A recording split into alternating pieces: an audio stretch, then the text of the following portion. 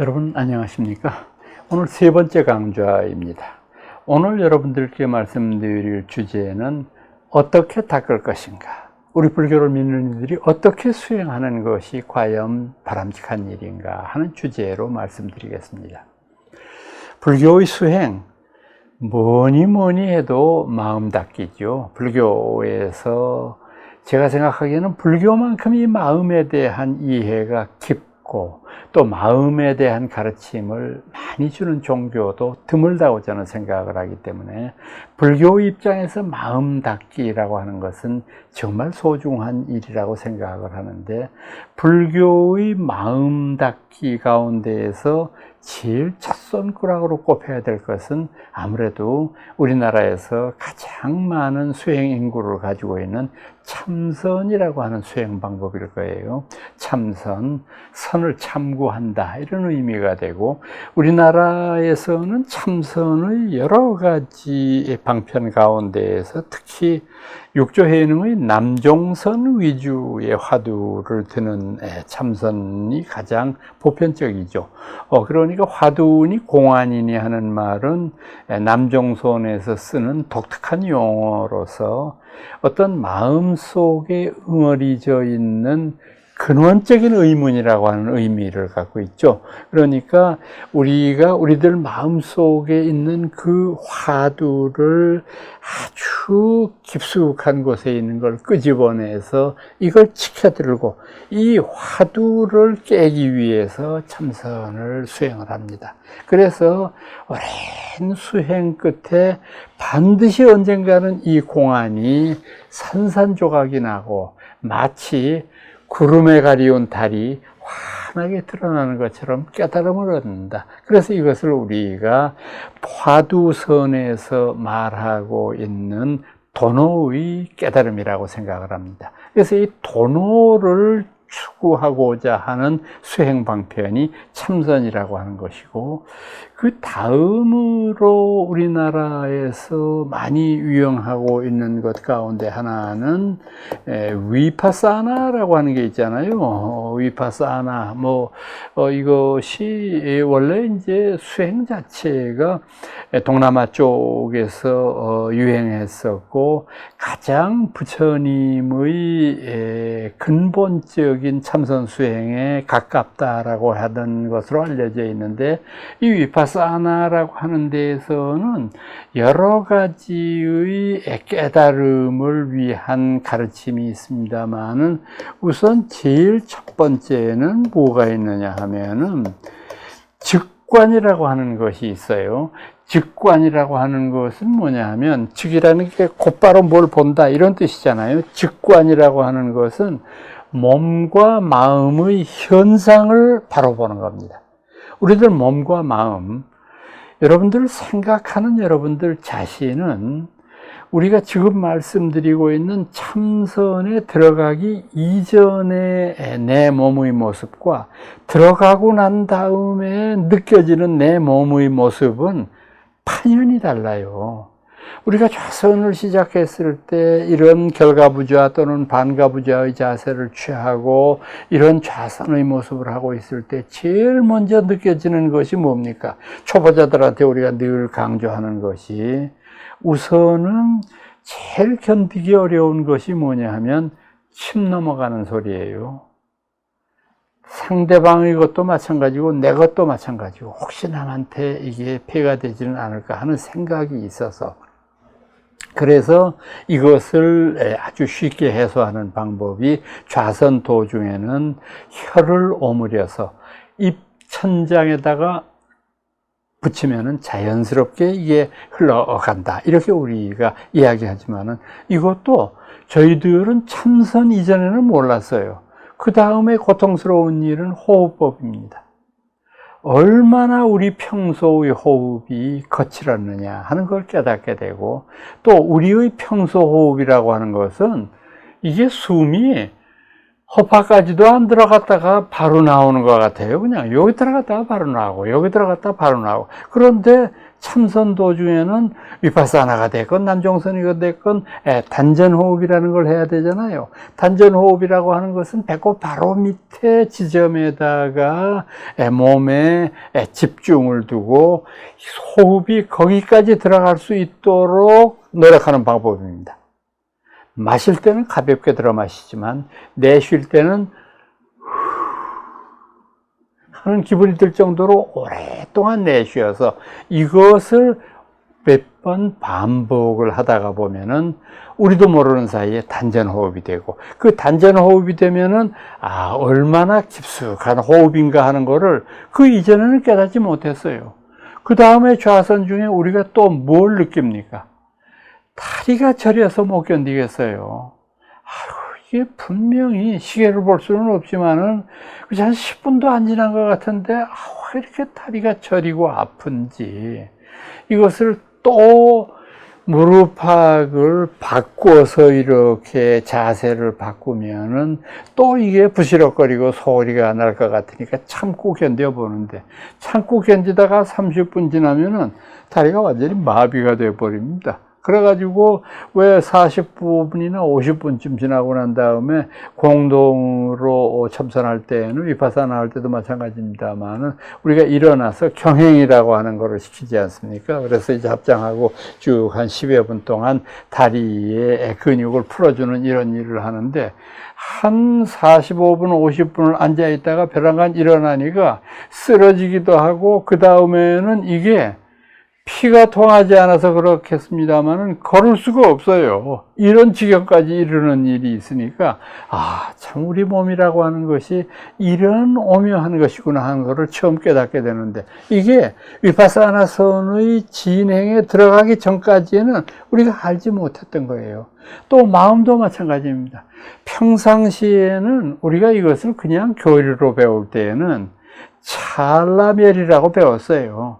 일순간에 생각이 일어났다가 순간적으로 이 생각이 사라지는 거.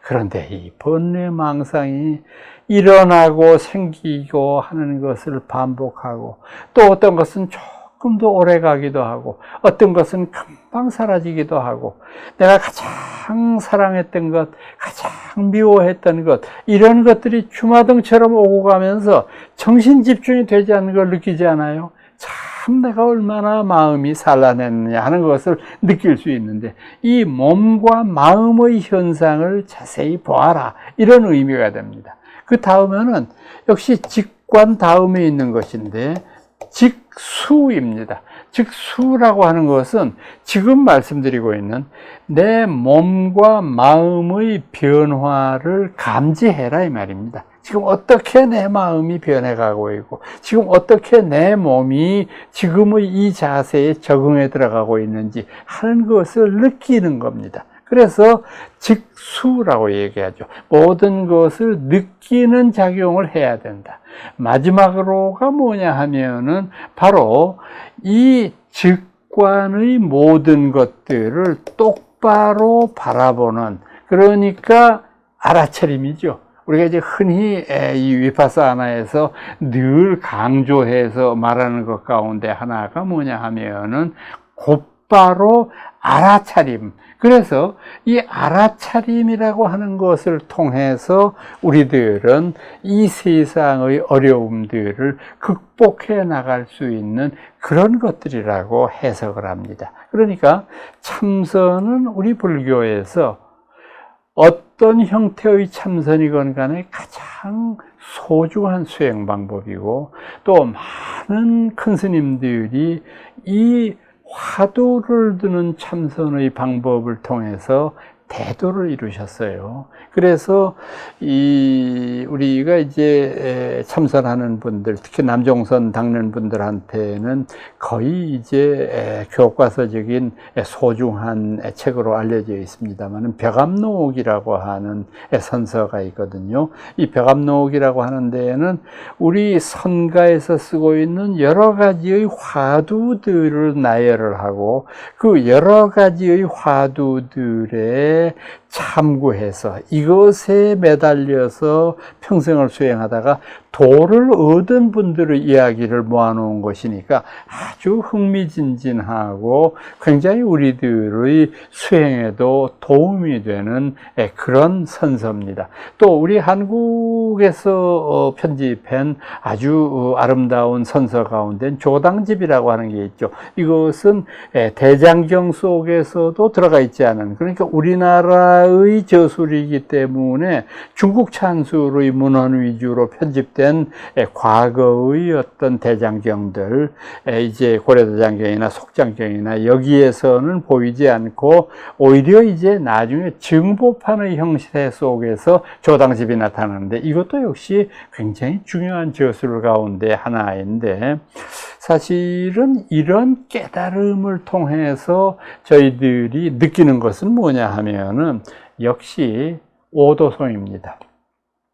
깨달음이라고 하는 노래를 아마 제가 생각하기에는 자신도 모르는 사이에 깨친 그 순간에 이런 아름다운 개송들이 나왔으리라고 생각을 하고, 또 조금 후에 깨침을 정리하는 가운데에서도 이런 개송의 노래가 나온다고 생각을 하는데, 사실은 지금 이 개송들을 우리가 살펴보면은 보통 사람들의 안목으로는 쉽게 이해하기가 어려워요.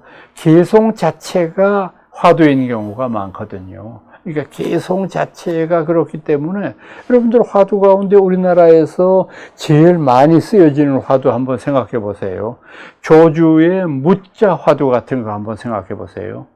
어느 날 조주 스님이 법상에서 법어를 하신 모양이죠. 그분의 법어 내용은 뭐냐 하면 일체중생 시류불성이었습니다. 이 세상에 생명 있는 모든 것들은 다 불성이 있다. 부처의 자격이 있다. 어떤 지구준 스님이 큰 스님한테 여쭈어봤습니다. 그러면 걔한테도 불성이 있습니까? 그때 조주 스님의 대답은 없다였어요. 그러면 앞뒷말이 지금 심각한 모순이 되고 있잖아요. 걔도 생명인데 모든 생명에게 불성이 있다고 해놓고 걔한테만 없다니, 이게 말이 안 되잖아요. 어불성설이잖아요. 이게 화두가 되는 거 아니에요? 정전 백수자 한번 생각해 보세요. 어떤 스님이 큰 스님한테 물어봤습니다. 스님, 달마대사가 무엇 때문에 인도에서부터 중국으로 왔을까요? 그랬더니 큰 스님 대답이 뜰 앞의 잣나무니라. 이건 무슨 소리예요, 이게? 이 묻는 사람은요, 생각을 해보세요. 달마 스님이 중국으로 온 이유는 선법의 위대함을 가르치기 위해서라든지, 아니면 인도의 정치적인 정세가 불안해서 왔다든지, 뭐 이런 구체적인 이유를 여쭤본 건데, 뜰 앞의 잣나무가 무슨 해당 사항이 있어요? 그러니까 이게 완전히 우리들이 일반적으로 생각하는 것과는 전혀 다른 그런 것들을 얘기하니까 저희들이 이해하기가 쉽지 않다는 거죠. 그러나 때에 따라서는 이분들의 깨침의 노래가 아주 가슴에 와닿는 그런 경우도 없지 않아요.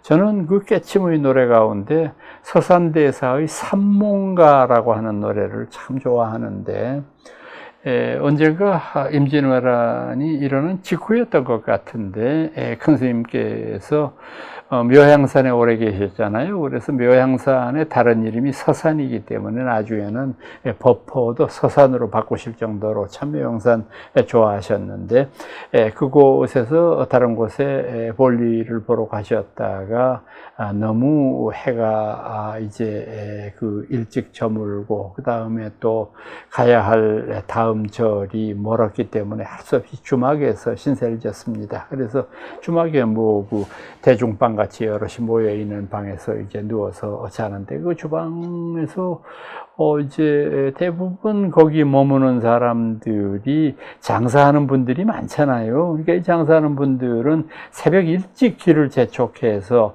아무리 걸음이 빠른 사람이라고 할지라도 하루에 100리 간다는 것도 쉽지 않잖아요. 특히 산이 있고 물이 있고 뭐 이러면은. 그러니까 새벽 일찍, 아직 서산대사가 잠에도 깨기 전인데 이제 옆에 있던 어떤 장사하는 분이 일어나서 이제 개나리 보찜을 둘러매고 마당에 나와가지고 집 주인하고 두런두런 이야기를 주고받고 있는 말이 아직 잠에서 덜 깬 서산대사의 귀에 들렸습니다.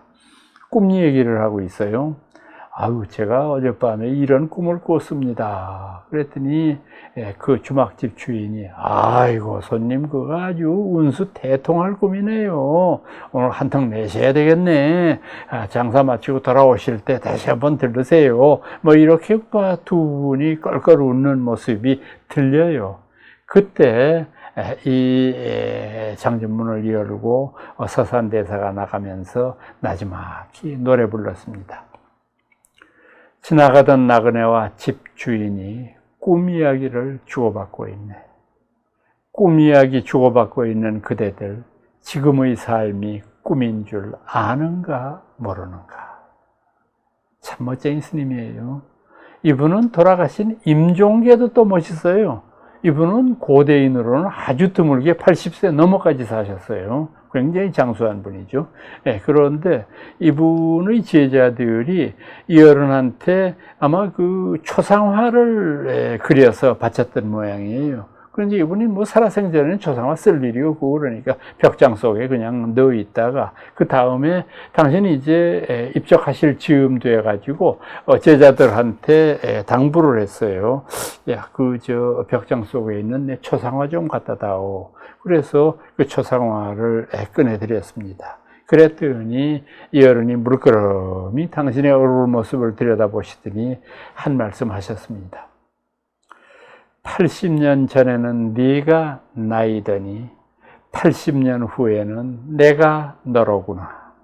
뭔가 이렇게 좀 느껴지지 않습니까? 그 초상화와 이제 죽음을 앞둔 자기 자신과 이런 것들을 이해할 수 있는 아주 아름다운 시 아닙니까? 그래서 저는 여러 그 큰 스님들의 오도송을 참 좋아합니다. 그래서 이 오도송에 담긴 의미, 이건 물론 뜻으로 해석하는 것은 안 되겠죠. 그냥 느껴야죠. 바로 오도성을 듣는 순간 마음으로 느끼는 그런 것을 우리가 이해할 수 있어야 되겠다라고 생각합니다.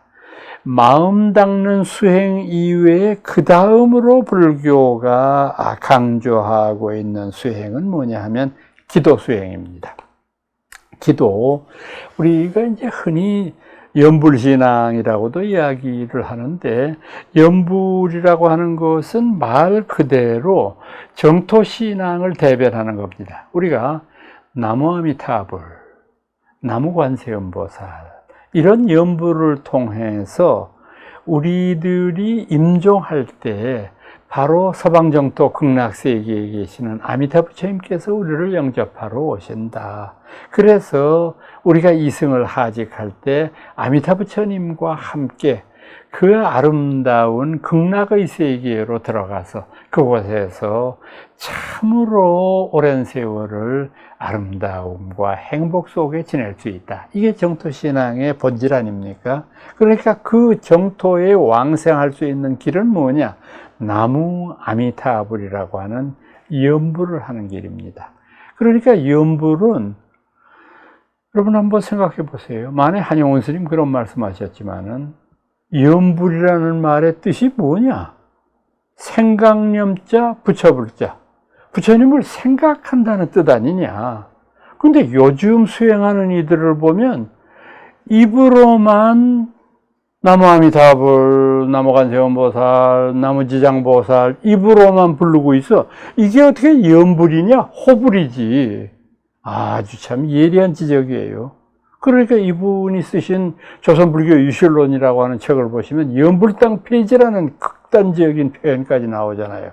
연불당을 없애라는 말이 연불하지 말자 이런 뜻이 아니겠고, 당시의 만해 스님의 시대에 우리 한국의 사찰들이 염불 수행은 안 하고 염불을 절의 생계를 유지하는 수단으로 삼아서 염불도 하지 않고 아무것도 하지 않는 보살님들을 절에 모아서 그분들에게서 절을 운영할 수 있는 돈을 모으려고 하는 이런 나쁜 습속을 경계하는 말이라고 보여지는 것이겠죠. 그러니까 이런 것을 집중하는 것이 뭐냐면 염불선입니다. 여러분들 이제 흔히 생각하시면은 선종의 초기에는 염불의 수행을 조금 무시하는 경향이 있었어요. 아무래도 염불은 마음 수행인데 이 염불의 수행이라고 하는 것은 부처님의 수행이라고 하는 의미보다는 조금 좀 기복적인 그런 의미가 있잖아요. 그러니까 정토신앙이라고 하는 서방 정토에 계시는 극락교주에게 우리가 부처님을 뵙기를 희망하는 것이기 때문에, 그런데 염불선은 그 취의를 어떻게 바꾸느냐 하면 정신 집중하는 것에 염불 이상의 다른 방법이 없다. 여러 교화 방법이 있지만은 나무아미타불 이 염불이야말로 우리들의 정신을 집중시키는 수행 방법이다. 그러니까 불교의 여러 수행 가운데 염불과 참선을 이렇게 결합시킨 염불선이라고 하는 새로운 장르도 태어나게 되는 것이죠. 그러니까 이런 염불선의 움직임까지 있을 정도로 우리에게 염불과 기도신앙은 중요한 것입니다. 다만 여기서 우리나라의 경우에도 물론 염불신앙이 상당히 깊숙이 자리 잡고 있지만은 일본 같은 나라의 경우에는 불교의 핵심이 정토신앙이거든요. 그래서 정토종 그리고 정토진종 이 두 개가 가장 번성한 그런 종파인데, 일본에서 거기에서 대부분의 종파들이 다 종교, 불교 인구 숫자가 4천만, 5천만이래요. 그러니까 뭐 굉장히 성과를 누리고 있는 그런 데인데, 언제 한번 이제 그쪽 사람들을 만나서 제가 타력신앙을 한번 제시를 해본 적이 있어요. 참 나는 염불신앙을 존중을 합니다만은 염불신앙이 조금 타력적인 색채가 강하지 않느냐. 나무아미타불. 그래서 아미타부처님을 우리들 곁에 모시려고 하는 이런 타력적인 면을 가지고 있는 것은 조금 우리가 반성해야 될 부분이 아닌가. 그랬더니 그 일본인 교수가 저한테 단도직입적으로 이렇게 말하더라고요. 남들이 보기에는 염불신앙이 타력적인 것처럼 보이지만 나무아미타불이라고 부르는 건 누구냐? 바로 나 자신 아니냐? 그러니까 염불신앙이 온전하게 타력신앙인 건 아니다. 내가 그러고 부르기 전에는, 아미타불 부르기 전에는 이거는 타력신앙일 수가 없는 것이다. 제가 거기서 깨우쳤어요. 뭘 깨우쳤느냐 하면 염불신앙이 타력신앙이 아니다, 이런 문제가 아니고, 제가 오랫동안 품었던 불교신앙의 태도가 누구든지 아마 한 번쯤은 고민을 했을 거예요. 자력이냐 타력이냐.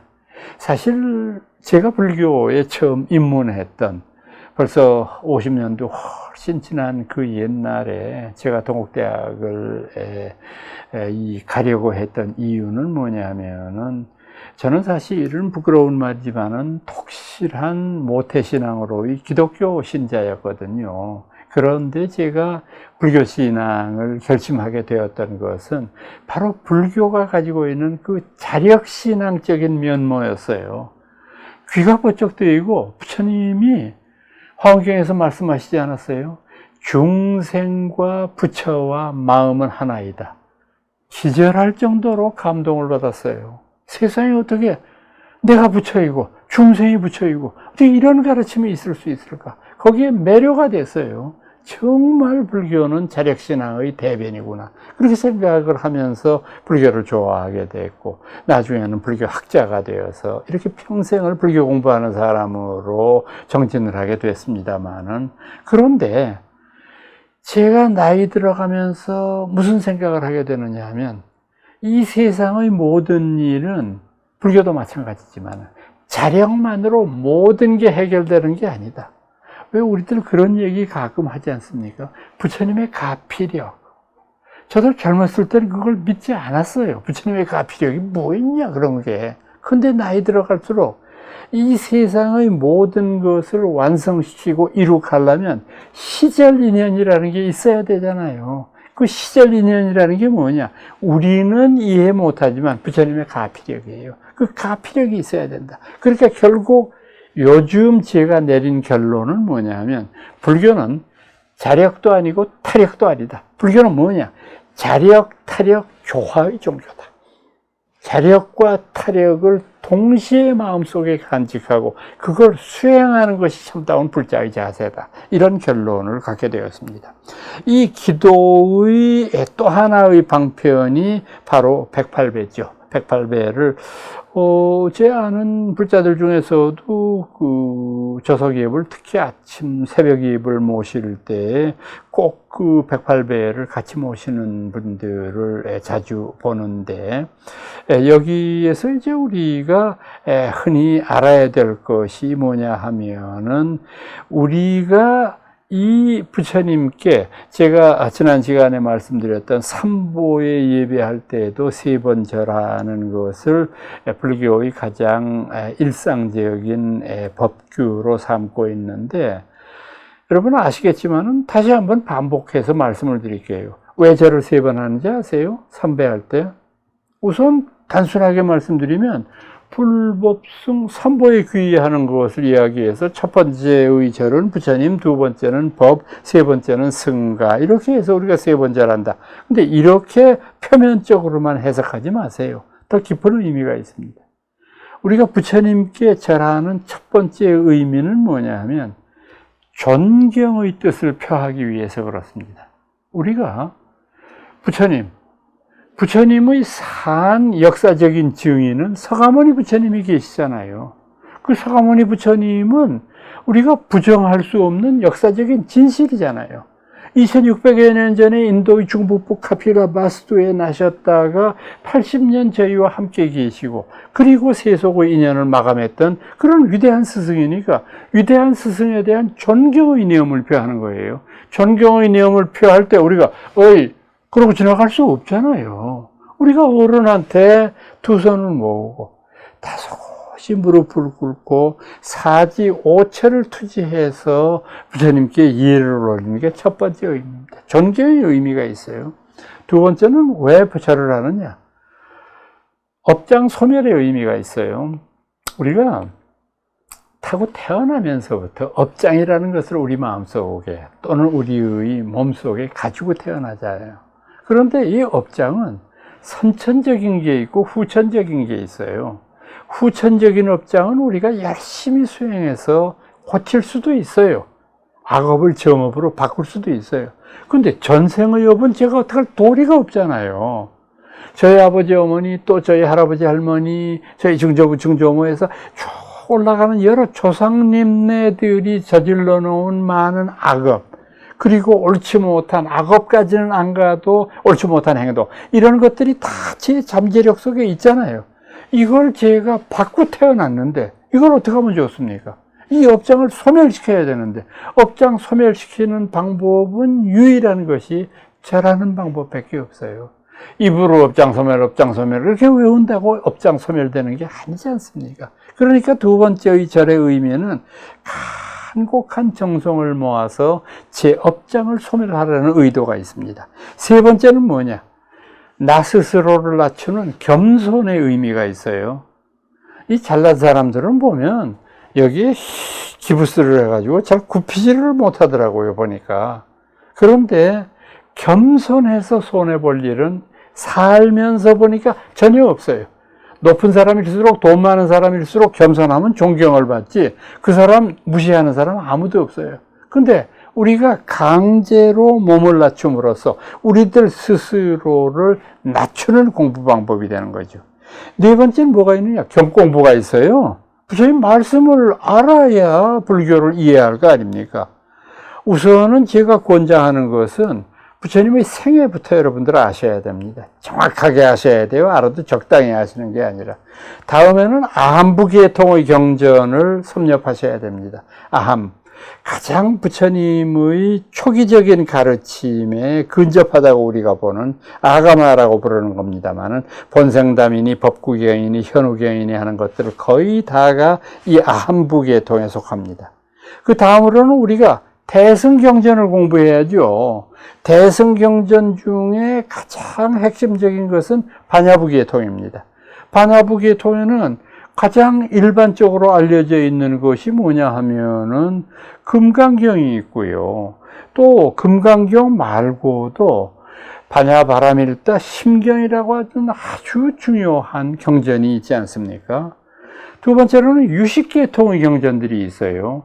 해신밀경이라든지 유식 20론, 유식 30론 하는 그런 그 경론들이 있는데 이거 공부해야죠. 세 번째는 법화경 계통의 공부가 있어요. 법화경. 아주 소중한 가르침이에요. 우리말로 번역되어 있는 것이 여러 가지 나와 있지만은 될 수 있으면 이런 것들 다 섭렵해야 됩니다. 법화와 사상적인 계통이 비슷한 열반경도 마찬가지 공부의 대상이 되는 거고요. 또 마지막으로는 화엄경이 있잖아요. 화엄의 가르침, 불교의 광대무변한 우주관을 담고 있는 위대한 경전, 그리고 선종계통의 경전들, 대표적인 것이 육조단경 같은 게 있지 않습니까? 이 모든 것들을 전부 다 알기 쉽게 정리한 책이 뭐냐 하면은 바로 우리 고려의 고승이었던 채관법사가 쓰셨던 천태사교의라고 하는 책입니다. 이걸 보면은 우리가 불교를 공부하는 방법까지도 상세하게 설명을 하고 있죠. 다섯 번째 마지막으로 만행이 있습니다. 만행이라는 건 뭡니까? 보살행이잖아요. 우리가 이웃을 향한 헌신, 또 이웃을 우리가 배려함으로써 우리 스스로의 행복을 도모한다고 하는 위대한 보살행을 실천하는 길, 이게 바로 우리가 수행하는 마지막의 방편이라고 생각합니다. 오늘은 여러분들께 어떻게 닦을 것인가 라고 하는 주제로 말씀드렸습니다. 다음 시간에 뵐게요. 안녕히 계십시오.